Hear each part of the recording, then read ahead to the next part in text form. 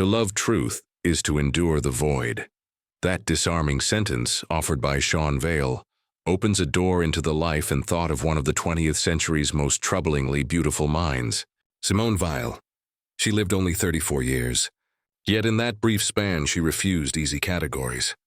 Wealthy by birth yet intent on living among the poor. Intellectually brilliant yet physically fragile.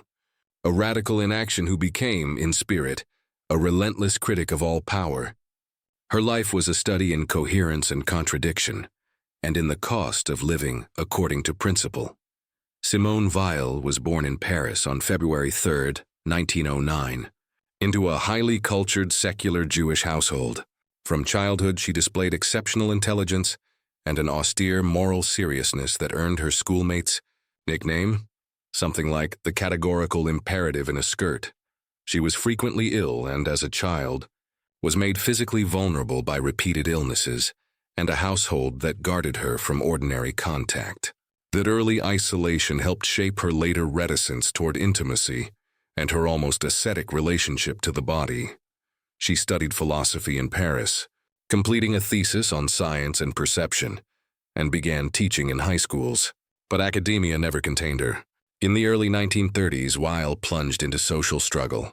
She supported labor movements, participated in strikes, donated portions of her salary to the unemployed, and in a radical gesture of solidarity, left teaching for a time to work on factory floors, including stints at Renault.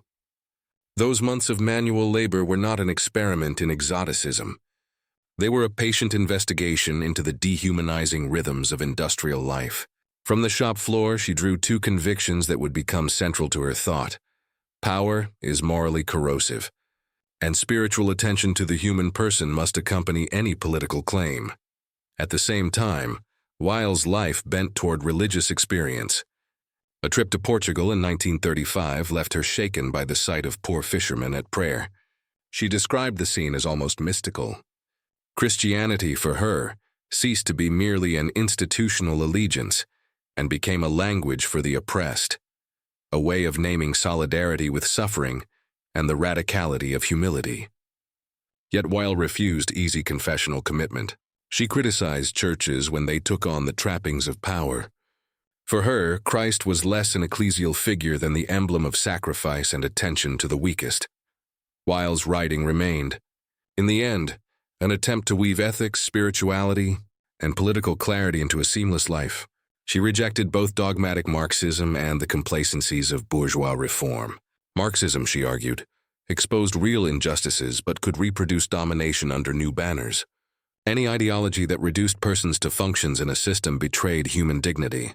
Her solution was not a program of state-building, but a radical reorientation of attention, a culture of duties toward others rather than an atomized struggle for rights.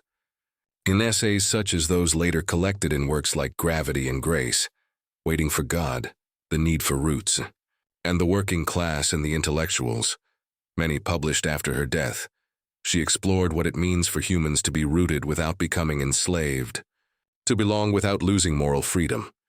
When Nazi Germany invaded France in 1940, Weil's family fled. She briefly went to the United States but chose to return to Europe and to the struggle. In London, she worked with the Free French, drafting plans and supporting resistance efforts. Her devotion to solidarity became literal and severe. In solidarity with the occupied and starving people of France, she chose to live with extreme privation.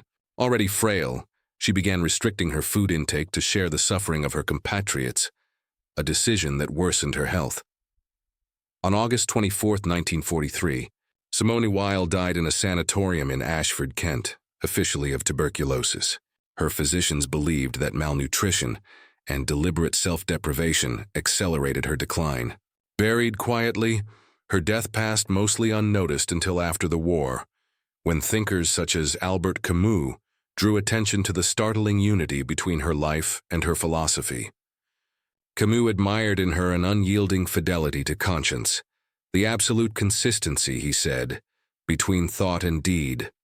What makes Weil still arresting is that her philosophy never treated truth as a comfort. For her, attention, the disciplined capacity to see the other, to feel the injustice of structures, to bear witness, was the core practice of the spiritual life.